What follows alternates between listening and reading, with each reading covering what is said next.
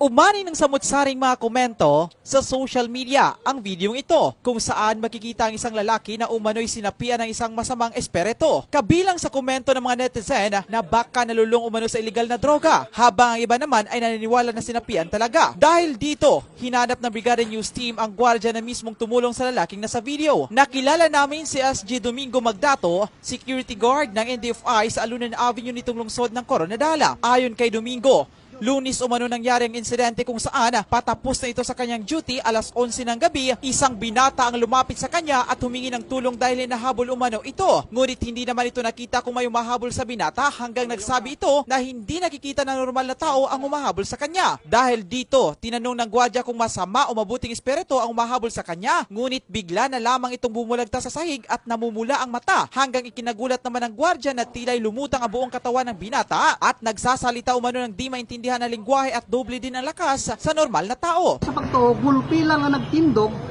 nga nag-isa-isa nga daw isa kakawayan nga gintumbal ang diretso. So mayo na lang kayo nasalo ko.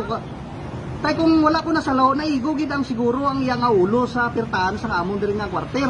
Dahil sa insidente, agad itong humingi ng tulong sa isa niyang kasamahan at dito na kumuha ang mga ito ng asin at bawang, ganon din langis sa may basbas ng holy water at dali-dali namang ipinahid sa kamay, ulo at paa ng nasabing binata. Makikita naman sa video na matapos ang ginawa ng nasabing gwardya, may lumabas na usok sa bunganga ng binata at dito na ito unti-unting bumalik sa normal. Ginpangamuyuan ko sa Ginoo nga Ginoo, ihatag sa iya ang banal nga Espiritu Santo, halin ka demonyo sa lawas ng bata nga ini.